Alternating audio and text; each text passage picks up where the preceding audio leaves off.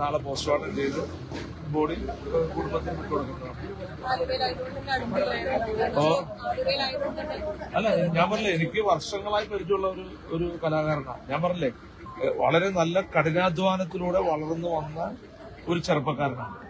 ഇപ്പോഴും ആ അധ്വാനത്തിന് ഒരു കുറവില്ല. സിനിമയായാലും മറ്റുള്ള സ്റ്റേജ് ഷോ ആയാലും ഒക്കെ അതിന് പോകാനും അതിനുവേണ്ടി അതിനുവേണ്ടി വളരെയധികം പ്രയാസപ്പെട്ട് തന്നെ മുന്നോട്ട് പോയിരുന്ന ആളാണ്. ഇല്ല, ഞാൻ അവരുടെ ഒന്നുകൊണ്ട് ബന്ധുക്കളായിട്ട് സംസാരിച്ചു. അവരാരും മറ്റേ വീട്ടുകാരും വന്നിട്ടില്ല കാണണം.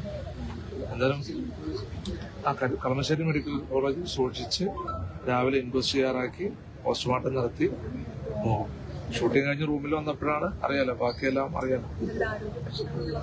അങ്ങനെ ഒന്നും പറഞ്ഞില്ല, ആരോഗ്യമുണ്ടോ. ഇതിപ്പോ നമുക്കറിയാം, ഇപ്പൊ ഒത്തിരി ചെറുപ്പക്കാർ ഇതുപോലെ ആഫ്റ്റർ കോവിഡ് സത്യം പറഞ്ഞാൽ ഇതുപോലെ അറ്റാക്ക് കൊണ്ട് മരണപ്പെടുന്നത് ഒത്തിരി കാണാൻ സാധിക്കും.